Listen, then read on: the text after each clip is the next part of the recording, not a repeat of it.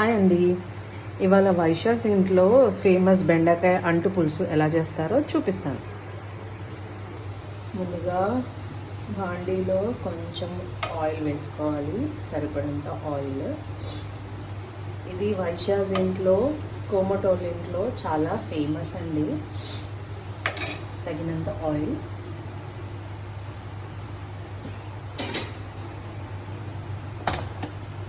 Oil కాగాక కొంత మినపప్పు,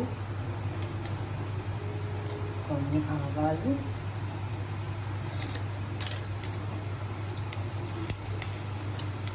ఇలా బెండకాయ వేసుకోవాలి.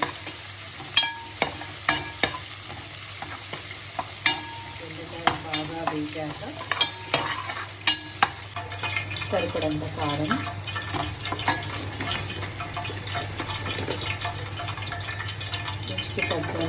తగ్గేటట్టు ముందుగాను చేసి పెట్టుకున్న చింతపండు పులుసుని ఈ బెండకాయ అలాగే బేసన్ని కొంచెం వాటర్లో కలిపి ఇలా స్మూత్గా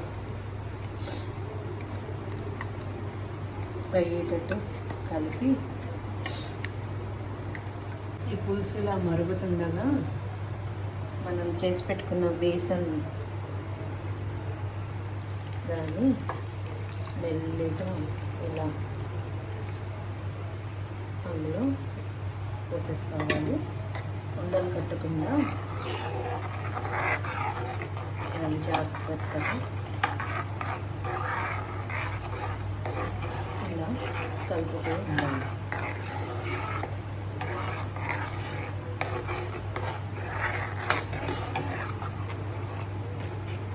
అంతే, చిక్కటి రుచికరమైన బెండకాయ పులుసు రెడీ.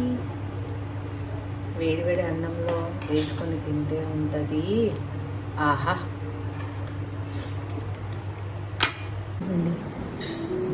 ఇప్పుడే చేసిన వేడివేడి అన్నంలో బెండకాయ అంటు పులుసు రుచి చూసి నేను చెప్తానే.